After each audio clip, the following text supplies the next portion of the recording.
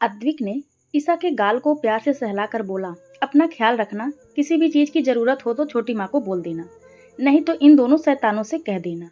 यह बोल उसने निधि और विधि की तरफ इशारा किया। खुद के लिए शैतान शब्द सुनकर दोनों का मुंह बन गया और दोनों ही अद्विक को आंखें छोटी कर घूरने लगी। पर अद्विक को कहाँ कोई फर्क पड़ने वाला था। ईसा ने उसकी बात सुनकर हाँ में गर्दन हिलाई तो अद्विक ने प्यार से उसका माथा चूम लिया। ईसा की आंखें अपने आप बंद हो गई। फिर अद्विक उन दोनों की तरफ घूमा और बोला, और तुम दोनों सोना का ख्याल रखना। वैसे मुझे पता है कि तुम दोनों सोना का ख्याल रखोगी, पर फिर भी तुम्हें बोल रहा हूँ, उसे ज्यादा परेशान मत करना। अद्विक ईसा को एक नज़र देख सेरा और शक्ति के साथ वहां से चला गया। सब लोग अद्विक को ईसा की इतनी परवाह करता देख खुश थे। अद्विक अपनी ऑफिस चला गया। अलका जी और सुमन जी किचन में चली गईं। ईसा को तो निधि और विधि नहीं छोड़ रही थी। दादाजी और दादी जी भी अपने कमरे में चले गए आराम करने के लिए।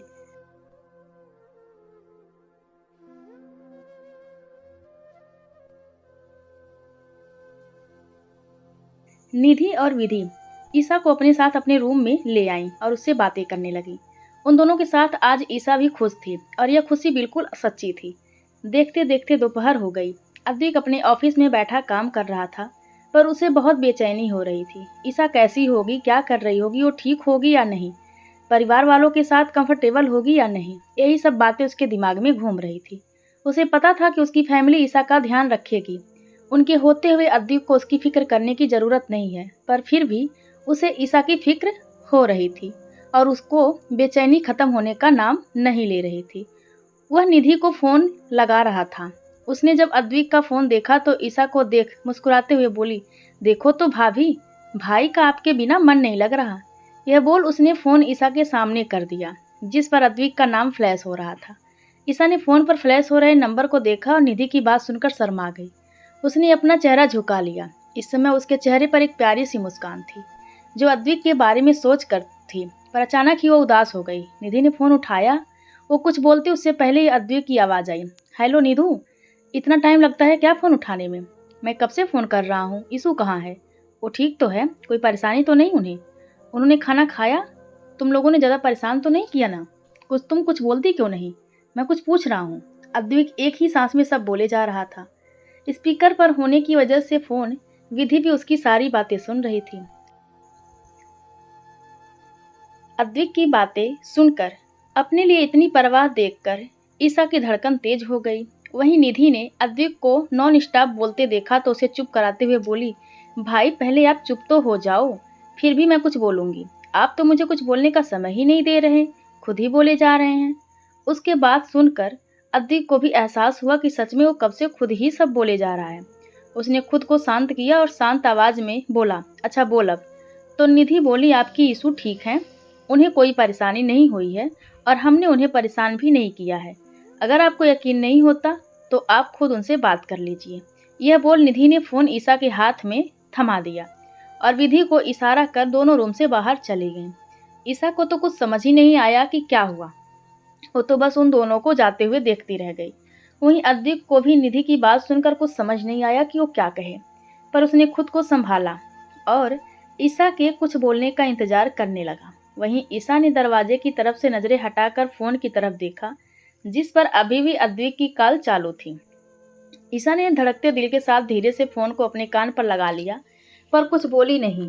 पर उसकी तेज चलती सांसों का शोर अद्विक के कानों में पहुंच चुका था, जिसे महसूस कर उसने अपनी आंखें बंद कर सिर पर टिका लिया और अपनी सोना की सांसों के शोर को महसूस करने लगा, जो बहुत तेजी से चल रही थी। जब काफी देर तक ईसा कुछ नहीं बोली तो अद्विक बोला, सोना आप ठीक हो? ईसा ने बस हम कहा तो अद्विक फिर बोला, क्या हुआ बच्चा, आप कुछ बोल क्यों नहीं रही? कोई परेशानी है? किसी ने कुछ कहा क्या? यह बोल अद्विक एकदम परेशान हो गया। उसकी आवाज़ में एक बेचैनी थी। उसी बेचैनी को महसूस कर ईसा बोली, नहीं मैं ठीक, कोई परेशानी नहीं है और ना ही किसी ने कुछ कहा है। अद्विक बोला, पक्का सोना? तो ईसा बोली, हाँ पक्का। उसकी बात सुनकर अब जाकर अद्विक को थोड़ा चैन मिला था, वरना वो सुबह से बहुत ज़्यादा परेशान था। यह सोच सोचकर कि पता नहीं उसकी ईशू कैसी होगी, पर अब जब उसे पता चल गया कि वो ठीक है तो उसके दिल को जैसे सुकून मिल गया हो। दोनों के बीच फिर खामोशी छा गई। जिसे कुछ वक्त बाद तोड़ते हुए अद्विक बोला, सोना ईसा जो शांति से फ़ोन कान पर लगाकर बैठी थी, जिसे कुछ समझ नहीं आ रहा था, अद्विक की आवाज़ सुनकर बोली, जी? तो अद्विक बोला, शाम को तैयार रहना, कहीं जाना है। उसकी बात सुनकर ईसा बोली, कहाँ? अद्विक बोला, आप बस तैयार रहना, मैं जल्दी आऊँगा। उसकी बात सुनकर ईसा कुछ नहीं बोली। तो अद्विक बोला, ठीक है, आप रेस्ट करो। यह बोल वो फ़ोन रखने वाला था कि उसे ईसा की आवाज़ सुनाई दी, जो बोल रही थी, जल्दी आइएगा। यह बोल ईसा ने फ़ोन कट कर दिया। वहीं उसकी बात सुनकर अद्विक कुछ टाइम फ़ोन देखता रहा, फिर मुस्कुराकर फ़ोन रख अपने काम में लग गया। अब उसे जल्दी अपना काम खत्म करना था, क्योंकि उसकी यीशु ने उसे जल्दी घर आने के लिए बोला था। वहीं ईसा ने उसे जल्दी आने को बोला और बिना अद्विक की बात सुने फ़ोन कट कर दिया। उसकी धड़कनें बढ़ गई थी, सांसें तेज चल रही थी। उसे खुद समझ नहीं आ रहा था कि उसके साथ क्या हो रहा है, पर यह एहसास उसे कुछ अलग ही थे। तभी निधि और विधि ईसा के पास आईं, उसे लंच के लिए नीचे लेकर चली गईं। अलका जी डाइनिंग टेबल पर लंच लगाया और सबने मिलकर लंच किया। देखते देखते शाम हो गई। सब लिविंग रूम में बैठे थे। दादाजी, दादी जी, सुमन जी, अलका जी सब बातें कर रहे थे। वहीं निधि और विधि अभी भी ईसा को घेर कर बैठी थी। 2 दिन भी नहीं हुए थे उन्हें ईसा से मिले, पर वो उससे ऐसे घुल मिल गई थी जैसे पता नहीं कब से उसे जानती हूँ। वहीं ईसा की भी उन दोनों से अच्छी दोस्ती हो गई थी। कहने को तो वो दोनों उसकी ननद थी, पर ईसा के लिए तो वो दोनों उसकी बहनों जैसी थी। निधि और विधि ईसा से कुछ बात कर रही थी, पर ईसा का ध्यान तो उनकी बातों से ज्यादा दरवाजों पर था। विधि ने उसे देखा तो बोली, कहाँ ध्यान है भाभी? मैं कब से आपको आवाज दे रही हूँ। उसकी बात सुनकर ईसा हड़बड़ा गई और बोली, नहीं कुछ नहीं। तभी निधि उसे छेड़ते हुए बोली, भाभी का ध्यान तो दरवाजे पर है विधि, वो तो बस भाई का इंतजार कर रही हैं। उसकी बात सुनकर ईसा शर्मा गई और उसके गाल लाल हो गए। अलका जी और बाकी सब उसे देखकर मुस्कुराने लगे। तभी विधि बोली, भाभी आपको नहीं पता, भाई इतनी जल्दी घर नहीं आते, अपने काम के आगे उन्हें कुछ दिखाई नहीं देता। भाई तो हमेशा रात को 10 से 11 बजे पहले नहीं आते, और कभी कभी तो आते ही नहीं हैं, ऑफिस में ही सो जाते हैं। उसकी हाँ में हाँ मिलाते हुए निधि भी बोली, और नहीं तो क्या, कभी कभी तो भाई से मिलने के लिए हफ्तों इंतजार करना पड़ता है। उसकी बात सुनकर ईसा उदास हो गई, पर फिर उसे याद आया कि अद्वैत ने उसे कहा था कि वो जल्दी आएगा। वहीं ईसा को उदास देख अलका जी विधि और निधि को डांटते हुए बोली, क्यों परेशान कर रही हो तुम मेरी बेटी को?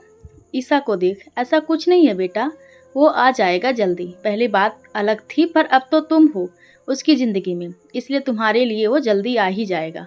ईसा ने कुछ नहीं कहा, बस खामोश सी बैठी रही। तभी बाहर से गाड़ी की आवाज आई, जिसे सुनकर ईसा की आंखों में चमक आ गई और वो दरवाजों की तरफ देखने लगी।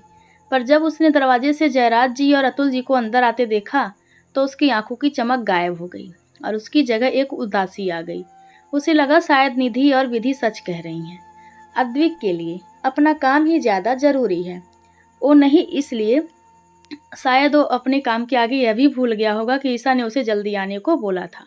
तभी जयराज जी और अतुल जी के पीछे पीछे अद्विक शेरा और शक्ति के साथ एंटर हुआ। उसे देखते ही ईसा की आंखों की चमक वापस आ गई और चेहरा खुशी से चमक उठा। वहीं बाकी सब अद्विक को जल्दी घर आते देख हैरान हो गए, पर फिर तो पता चलते ही सब खुश हो गए, क्योंकि उसके जल्दी घर आने की वजह उसकी बीवी, उसकी सोना, उसकी ईसु थी, जिसके लिए वो घर जल्दी वापस आया था। अद्विक जो शेरा और शक्ति से बातें करते हुए अंदर आ रहा था, जैसे ही उसकी नज़र सामने बैठी ईसा पर गई, तो उसके कदम वहीं रुक गए। उसे देखते ही दिन भर की थकावट और बेचैनी हटकर अद्विक के दिल को एक सुकून मिल गया था। पर ईसा के चेहरे की चमक और आंखों की खुशी वो समझ नहीं पाया, पर जल्द ही उसे उनकी वजह भी पता चल गई। जब निधि उसे देखकर बोली, अच्छा हुआ भाई आप जल्दी आ गए। उसकी बात सुनकर अद्विक होश में आया, जो अब तक ईसा के चेहरे में खोया हुआ था। वो सबके साथ जाकर सोफे पर बैठ गया और ईसा को देखते हुए बोला, क्यों, क्या हुआ? उसकी बात सुनकर निधि कुछ बोलती उससे पहले ही विधि बोली, भाई आप आए नहीं थे ना, इसलिए भाभी बहुत उदास हो गई थी, पर आपको देखते ही देखो कैसे खुश हो गई। ईसा को देखते हुए विधि बोली तो ईसा ने उसकी बात सुनकर अपनी पलकें झुका ली। उसकी हिम्मत नहीं हो रही थी कि अद्विक की तरफ देखने की। वहीं विधि की बात सुनकर अद्विक को ईसा के चेहरे की चमक और आंखों की खुशी की वजह पता चल गई थी, जो वो खुद था। मतलब उसकी सोना उसे देखकर इतनी खुश थी। यह बात सोचते ही अद्विक को एक अजीब सी खुशी मिल रही थी। वो एकटक ईसा को देख रहा था, वहीं ईसा ने अब तक उसकी तरफ देखा तक नहीं था। अद्विक का मन कर रहा था कि वो ईसा को अपने सीने से लगा ले, पर वो ऐसा नहीं कर सकता था। उसने खुद को कंट्रोल किया और बोला, मैं फ्रेश होकर आता हूँ। यह बोल वो उठकर ऊपर अपने रूम की तरफ बढ़ गया। उसके जाने के बाद ईसा ने पीछे से उसकी तरफ देखा। वहीं अलका जी ने ईसा को देखा और बोली, ईसा जा बेटा, अद्विक के कपड़े निकाल दे और फिर दोनों नीचे आ जाना, मैं तब तक डिनर लगवाती हूँ। ईसा को समझ नहीं आ रहा था कि वो जाए या नहीं, पर अलका जी की बात वो टाल भी नहीं सकती थी। इसलिए उसने जी माँ कहा और उठकर ऊपर अद्विक के रूम की तरफ बढ़ गई। ईसा अद्विक के रूम के बाहर खड़ी थी। अलका जी के कहने पर वो यहाँ आई थी, पर उसे समझ नहीं आ रहा था कि वो अंदर जाए या नहीं। ऐसा नहीं था कि वो पहले कभी इस रूम में नहीं गई, पहले बात अलग थी, पर अब आज वो अद्विक की पत्नी था। इसलिए यह सोचकर दिल में एक अजीब सी फीलिंग उठ रही थी। वो अपनी सोच में गुम थी कि अद्विक की आवाज़ सुनकर होश में आई, अंदर आ जाओ सोना। अद्विक की आवाज़ सुनकर ईसा ने दरवाजे की तरफ देखा जो बंद था। फिर इधर उधर देखा, पर आवाज़ तो अंदर से आई थी। ईसा ने गहरी सांस ली और दरवाज़ा खोलकर अंदर चली गई। उसने देखा अद्विक अंदर सोफे पर बैठा हुआ था। उसने अपना कोट और निकाल दी थी। बाजुओं को कोहनी तक फोल्ड किया हुआ था और शर्ट के ऊपर के 3 बटन खुले हुए थे। अद्विक इस समय बहुत अट्रैक्टिव लग रहा था। ईसा की नज़र एक पल को उस पर थम गई। अद्विक भी उसे ही देख रहा था। यह देख ईसा ने अपनी नज़रें झुका ली। अद्विक जो उसे ही देख रहा था, उसे दरवाजे के पास खड़ा देख बोला, यहाँ आइए। उसकी बात सुनकर ईसा ने नज़रें उठाकर उसकी तरफ देखा तो अद्विक ने हाथ से उसे अपने पास आने का इशारा किया। ईसा की दिल की धड़कनें बढ़ गई। एक अजीब सी बेचैनी उसे हो रही थी, पर वो धीरे से चलकर अद्विक के पास पहुंची। अद्विक ने उसका हाथ पकड़कर उसे अपने पास बिठाया। ईसा की धड़कनें बढ़ी हुई थी, सांसें तेज चल रही थी। उसने अपनी नज़रें झुका रखी थी। ईसा को बहुत घबराहट हो रही थी, जो उसके चेहरे पर साफ दिखाई दे रही थी। अद्विक ने जब वह देखा तो उसका हाथ अपने हाथ में पकड़कर बोला, क्या हुआ सोना, क्यों इतना घबरा रही हो? ईसा ने उसकी बात सुनी और धीरे से बोली, ना नहीं, ऐसा कुछ नहीं है। अद्विक ने उसके माथे पर आए पसीनों को अपने हाथ से पोंछा और बोला, अच्छा अगर आप घबरा नहीं रही तो आपको इतना पसीना क्यों आ रहा है? अद्विक की बात सुनकर ईसा ने भी अपने माथे को हाथ लगाकर देखा तो सच में उसका माथा पसीने से भीगा हुआ था, जिसे अद्विक साफ कर रहा था। अद्विक ने अच्छे से उसके माथे को साफ किया और ईसा को देखने लगा, पर ईसा ने उसकी तरफ नहीं देखा, बस चुपचाप बैठी रही। उसे समझ नहीं आ रहा था कि वो अद्विक को क्या बोले। अद्विक बोला, ईसु मेरी तरफ देखिए, पर ईसा ने उसकी तरफ नहीं देखा। तो अद्विक ने उसके चेहरे को प्यार से पकड़कर अपनी तरफ किया, पर ईसा ने अपनी नज़रें झुका रखी थी। अद्विक ने उसकी पलकों को देखा और बोला, मेरी तरफ देखो तो सोना। अद्विक की बात सुनकर ईसा ने धीरे से अपनी पलकें उठाकर अद्विक की तरफ देखा तो वो उसे ही एकटक देख रहा था। ईसा ने कुछ पल अद्विक को देखा और फिर अपनी पलकें झुका ली। उसे ऐसा करते देख अद्विक मुस्कुरा दिया और फिर उसका गाल प्यार से सहला कर बोला, सोना, आपको इतना घबराने या परेशान होने की ज़रूरत नहीं है। मानता हूँ हमारे बीच का रिश्ता बदल गया है, पर आपको परेशान होने की ज़रूरत नहीं है। आप जैसे पहले इस रूम में रहती थीं, अभी भी इस रूम में वैसे ही रहेंगी। हमारे बीच कुछ भी नहीं बदला है। अद्विक की बात सुनकर ईसा को कुछ शांति मिली। उसने अद्विक की तरफ देखा तो वो उसे ही देख रहा था। ईसा उसकी आंखों में देखने लगी, जिनमें ईसा को अपने लिए प्यार, प्रवाह, फिक्र और इज्जत के बिना और कुछ दिखाई नहीं दे रहा था। ईसा एकदम अद्विक के गले लग गई। उसकी इस हरकत पर अद्विक हैरान हो गया और उसके हाथ हवा में ही रह गए। पर फिर कुछ सोचकर उसने अपनी बाहों को ईसा के इर्द गिर्द लपेट दी। तभी उसके कानों में ईसा की सिसकने की आवाज़ पड़ी। अद्विक ने ईसा को खुद से अलग किया और उसे देखने लगा। ईसा का चेहरा आंसुओं से भीगा हुआ था। अद्विक उसे रोते देख घबरा गया और उसके चेहरे को हाथों में थाम कर बोला, ईसु, क्या हुआ बच्चा, आप रो क्यों रहे हो? मेरी किसी बात का बुरा लग गया? प्लीज़ सोना, चुप हो जाओ। ईसा ने अद्विक की तरफ देखा और रोते हुए बोली, मैं डर गई थी कि आप भी उस आकाश के जैसे। इतना बोल ईसा फिर रोने लग गई। अद्विक ने उसकी बात सुनी तो उसे फिर अपने सीने में लगा कि उसके बालों को सहलाते हुए बोला, मैंने आपको पहले ही बताया था बच्चा कि मैं आपको कभी हर्ट नहीं करूँगा, ना मैं आपको हर्ट कर सकता हूँ। आपको तकलीफ़ में देखकर मुझे भी तकलीफ़ होती है, तो फिर मैं आपको कैसे कोई तकलीफ़ दे सकता हूँ? तो ईसा बोली, सॉरी, पर मुझे डर लग रहा था, क्योंकि जब वो नज़दीक आता था तो बहुत दर्द होता था। अगर मैं उसे रोकती थी तो वो बहुत मारता था मुझे, यह बोल ईसा फिर रोने लगी। वहीं उसकी बात सुनकर अद्विक की आंखें गुस्से से लाल हो गई। उसे आकाश पर बहुत गुस्सा आ रहा था। उसका मन तो कर रहा था कि वो अभी उस आकाश को जान से मार दे, पर यह उसके लिए बहुत छोटी सी सजा होती। जितना उसने ईसा को टॉर्चर किया था, जितना दर्द, जितनी तकलीफ उसने ईसा को दी थी, अद्विक भी उसे उतना ही दर्द और उतनी ही तकलीफ देना चाहता था।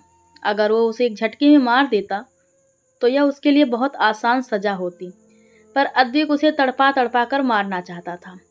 इसलिए उसने खुद को शांत किया और ईसा को उठाकर धीरे से अपनी गोद में बिठा लिया। ईसा अभी भी उसके सीने से लगी हुई थी। अद्विक उसे अपनी गोद में लिए अपने सीने से लगाए उसके बालों को सहलाते हुए बोला, शांत करवाने की कोशिश कर रहा था। धीरे धीरे ईसा का रोना कम हो गया, पर वो अभी भी सिसकियां ले रही थी। तभी अद्विक उसके बालों को सहलाते हुए बोला, वादा करता हूँ सोना कि उससे आपके हर आंसू, आपके हर दर्द का हिसाब लूंगा। उसे ऐसी सजा मिलेगी कि वो अपनी मौत की भीख मांगेगा, पर उसे वो भी नहीं मिलेगी, और यह सजा आप खुद उसे देंगी। पर उसके लिए आपको खुद को मजबूत बनाना होगा। पर उसके पहले आप अपनी स्टडी कंप्लीट करेंगी। मैंने आपका एडमिशन यहाँ के बेस्ट कॉलेज में करवा दिया है। अगले हफ्ते से आपकी क्लासेस शुरू हो जाएंगी, इसलिए 1 हफ्ता है आपके पास, सब तैयारी कर लीजिए। यह बोल अद्विक चुप कर गया। उसकी बात सुनकर ईसा ने उसके सीने से अपना चेहरा बाहर निकाल कर उसकी तरफ देखा। अद्विक ने भी उसकी तरफ देखा और उसके आंसू साफ कर बोला, अब आप बिल्कुल नहीं रोएंगे। मुझे आप रोते हुए नहीं बल्कि मुस्कुराते हुए अच्छी लगती हैं, इसलिए अब नो रोना धोना, समझी? ईसा ने हाँ में गर्दन हिलाई तो अद्विक ने प्यार से उसका माथा चूम लिया। ईसा की आंखें अद्विक के इस एहसास से बंद हो गईं। अद्विक ने उसे वापस सोफे पर बिठाया और बोला, आप यहाँ बैठिए, मैं फ्रेश होकर आता हूँ। यह बोल वो अपने कपड़े लेकर बाथरूम में चला गया। ईसा वहीं बैठी बाथरूम की तरफ देख रही थी। अब उसे बुरा लग रहा था कि उसने अद्विक के बारे में इतना गलत कैसे सोचा, कि वो भी उसके साथ आकाश के जैसे ही, जबकि अद्विक ने उसे पहले ही यह चीज़ समझाई थी। अद्विक शावर लेकर बाहर आया और ईसा को देखा, जो सोफे पर बैठी कुछ सोच रही थी।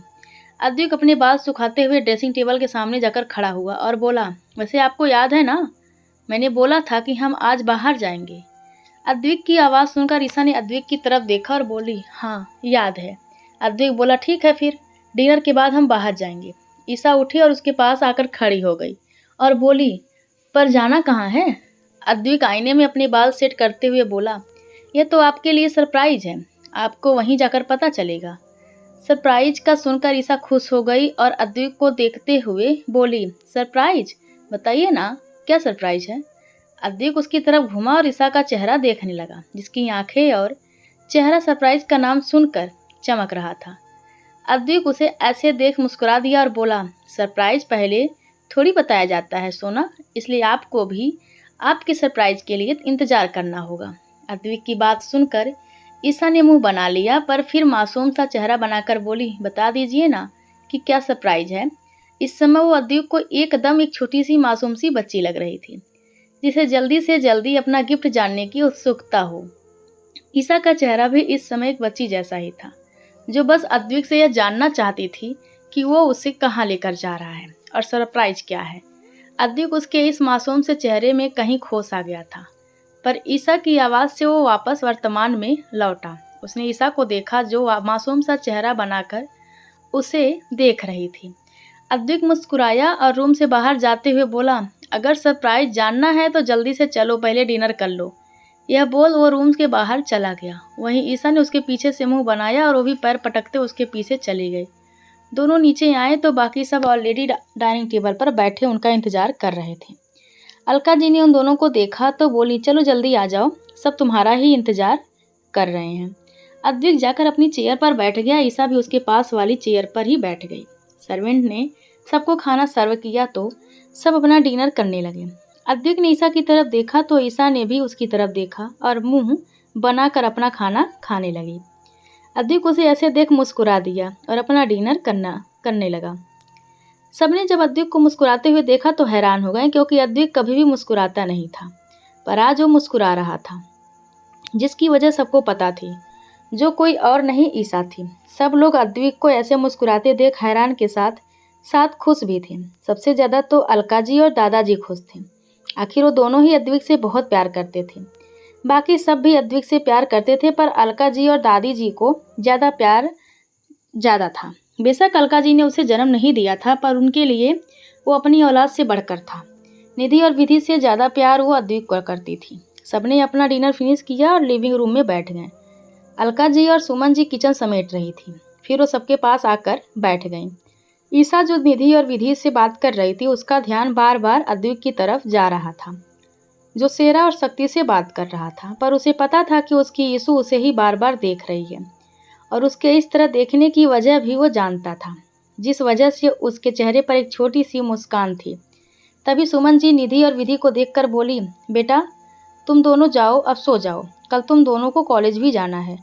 दोनों ने जी ताई जी कहा और उठकर अपने रूम की तरफ बढ़ गईं, पर जाते जाते ईसा को भी अपने साथ ले गईं। वहीं ईसा तो अद्विक को ही देख रही थी, जो अभी भी सेरा और शक्ति से बात करने में व्यस्त था। उसने एक बार भी ईसा की तरफ नहीं देखा। यह देख ईसा उदास हो गई और उन दोनों के साथ ऊपर चली गई। उनके जाने के बाद अद्विक ने सीढ़ियों की तरफ देखा और ईसा का चेहरा याद कर मुस्कुरा दिया। सेरा ने उसे ऐसे मुस्कुराते देखा तो बोला, क्या हुआ भाऊ, आज बड़ा मुस्कुरा रहे हो? अद्विक ने उसकी तरफ देखा और फिर मुस्कुरा दिया। तभी शक्ति बोला, अब बता भी दे। अद्विक ने उन दोनों की तरफ देखा और बोला, कुछ नहीं, बस अपनी सोना का चेहरा याद कर मुस्कुरा रहा हूँ। शक्ति बोला, मतलब? अद्विक ने गहरी सांस ली और उन्हें सरप्राइज वाली बात से लेकर ईसा के मुंह बनाने तक सारी बात बता दी।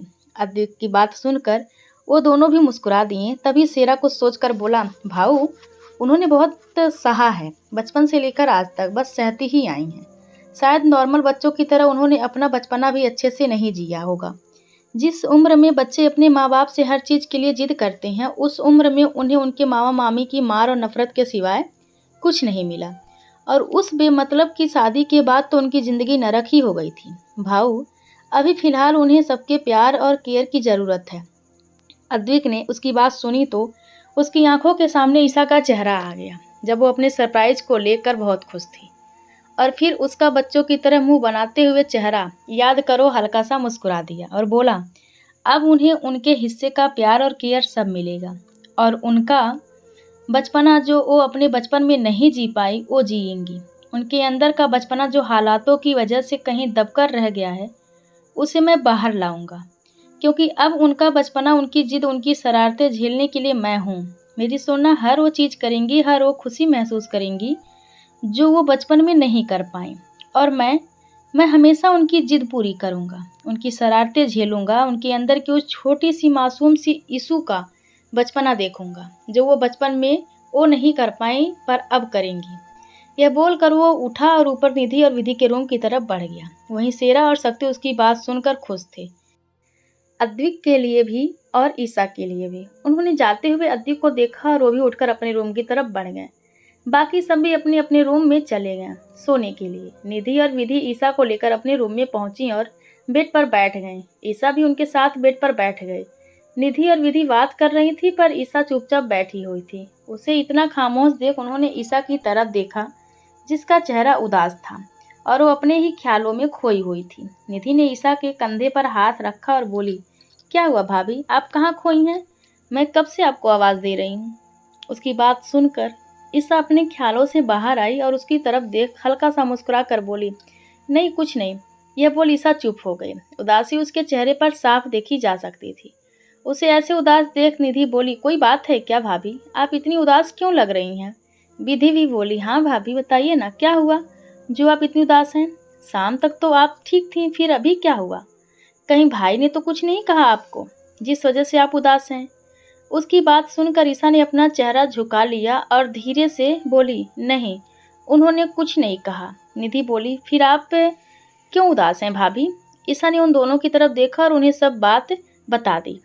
दोनों ने उसकी बात सुनी तो मुस्कुराने लगी। उन्हें मुस्कुराते देख ईसा ने अपना मुंह बनाया और बोली, मैं आपसे आपके भाई की शिकायत कर रही हूँ और आप दोनों मुस्कुरा रही हैं। निधि ने प्यार से ईसा के गाल खींचे और मुस्कुरा कर बोली, ओ भाभी आप कितनी मासूम हैं। भाई बस आपको सरप्राइज देना चाहते हैं, और सरप्राइज पहले थोड़ी ना बताया जाता है। वो उस समय आपके चेहरे की खुशी देखने के लिए रुके हैं, इसलिए उन्होंने आपको कुछ नहीं बताया। अगर वो आपको पहले बता देंगे तो फिर सरप्राइज का क्या मजा? ईसा ने उसकी बात सुनी और सोचने लगी, सच ही तो कह रही थी निधि कि अगर अद्विक उसे पहले ही बता देता कि सरप्राइज क्या है तो सरप्राइज का क्या मजा। पर तभी ईसा को कुछ याद आया और फिर मुंह बनाकर उन दोनों की तरफ देखकर बोली, पर आपके भाई को तो सिर्फ अपना काम प्यारा है, देखा नहीं तुम लोगों ने नीचे कैसे वो शेरा भाई और शक्ति के भाई के साथ बैठे बस अपने काम की बातें कर रहे थे। उन्हें तो याद भी नहीं कि हमें बाहर जाना था डिनर के बाद। यहाँ तक कि उन्होंने तो मेरी तरफ देखा तक नहीं, बस अपने काम में ही लगे हुए थे। ईसा बस अपनी धुन में बोले जा रही थी। निधि और विधि बस दोनों उसे मुस्कुराते हुए देखे जा रही थी, क्योंकि शिकायत करते हुए ईसा लग ही रही थी इतनी प्यारी, और उसका शिकायत करते समय मुंह बनाना, उससे तो वो बिल्कुल किसी 5 साल की बच्ची की तरह लग रही थी। वहीं कोई और भी था जो ईसा को एकटक देख रहा था, जिसकी आंखों में ईसा के लिए सिर्फ मोहब्बत थी, बेइंतहा मोहब्बत। ये कोई और नहीं बल्कि अद्विक था, जो ऊपर ईसा को लेने आया था, पर यहाँ आकर उसकी प्यारी प्यारी शिकायतें सुन रहा था जो वो उसकी बहनों से कर रही थी, और बोलते समय अजीब अजीब मुंह बना रही थी जिसमें वो बहुत मासूम लग रही थी। अद्विक को इस समय ईसा पर बहुत प्यार आ रहा था। उसका मन कर रहा था कि वो इस लड़की को पूरी दुनिया के से छुपा के सिर्फ अपने पास रख ले, जिससे कि उसकी सोना को कोई और भी ना देख पाए। अद्विक ने खुद के इमोशंस को कंट्रोल किया और ईसा की तरफ बढ़ गया, जो अभी भी उसकी शिकायतें उसकी बहनों से कर रही थी। जैसे ही ईसा की नज़र अद्विक पर गई, वो चुप कर गई। उसने एक नज़र अद्विक को देखा और फिर चेहरा दूसरी तरफ कर लिया। अद्विक ने उसे ऐसा करते देखा तो मुस्कुरा दिया और उनके पास जाकर बोला, चलो सोना, हमें जाना है। ईसा ने उसकी बात सुनी और बिना उसकी तरफ देखे बोली, मुझे नहीं जाना कहीं थी, और आप जाइए, जाकर अपना काम कीजिए जो आपके लिए ज़्यादा ज़रूरी है। अद्विक ईसा को एकटक देख रहा था, जिसके चेहरे पर उसे गुस्सा साफ दिखाई दे रहा था, पर अद्विक को वो गुस्से में भी बहुत प्यारी लग रही थी। अद्विक उसे देख फिर बोला, सोना, बात सुनते हैं बच्चे, चलो, अब वैसे भी काफ़ी लेट हो गया है। उसकी बात सुनकर ईसा ने उसकी तरफ देखा और थोड़ा गुस्से में बोली, हाँ तो मेरी वजह से लेट नहीं हुए, आपको ही अपना काम करना था। आपके लिए आपका काम ही ज़्यादा ज़रूरी है, तो जाइए, अभी भी जाकर अपना काम कीजिए। ईसा की बात सुनकर अद्विक को भी रियलाइज हुआ कि सच में उसने ईसा को खुद बोल कर कि वो उसे बाहर लेकर जाएगा, पर वो अपना काम करने लग गया। जबकि उसने देखा सरप्राइज के नाम पर उसकी सोना कितनी खुश थी, कितनी एक्साइटेड हो गई थी। वो पर अद्विक ने उसे गुस्सा कर दिया।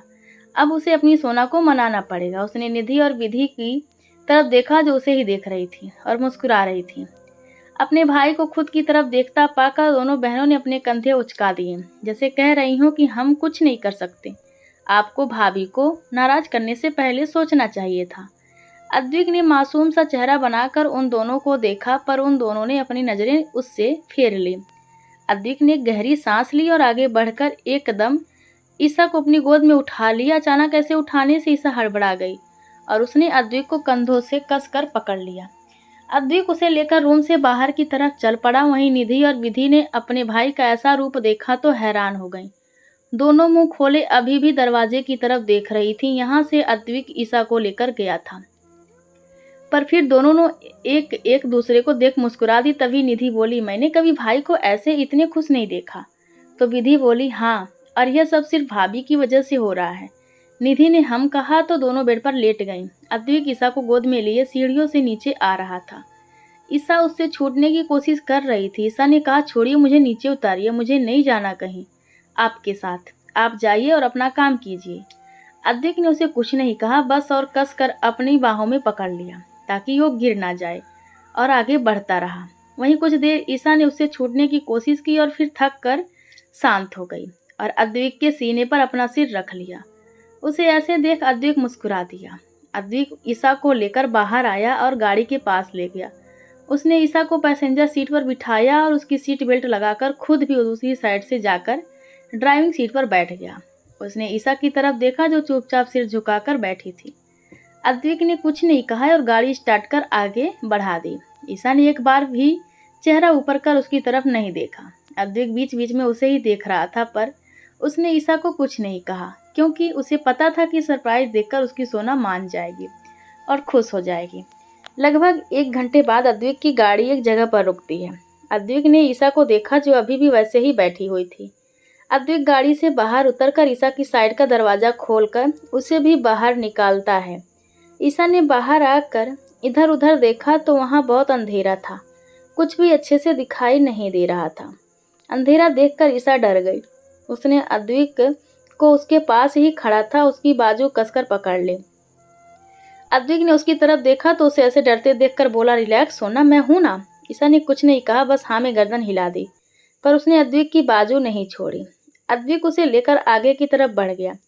ईसा को कुछ भी दिखाई नहीं दे रहा था क्योंकि चारों तरफ सिर्फ पेड़ ही पेड़ थे और रात के समय में वहां उस जगह बहुत अंधेरा था। कुछ देर चलने के बाद वो लोग एक जगह पहुंचे। सामने देख ईसा का मुंह खुला का खुला रह गया और आंखें खुशी से चमक उठी। अद्विक जो उसे ही देख रहा था उसे ऐसे देख मुस्कुरा दिया और उसका हाथ पकड़कर आगे बढ़ गया। दरअसल अद्विक उसे जंगल के बीच एक ऐसी जगह लाया था, यहाँ एक जैसा सा तालाब था और हर तरफ के फूल लगे हुए थे।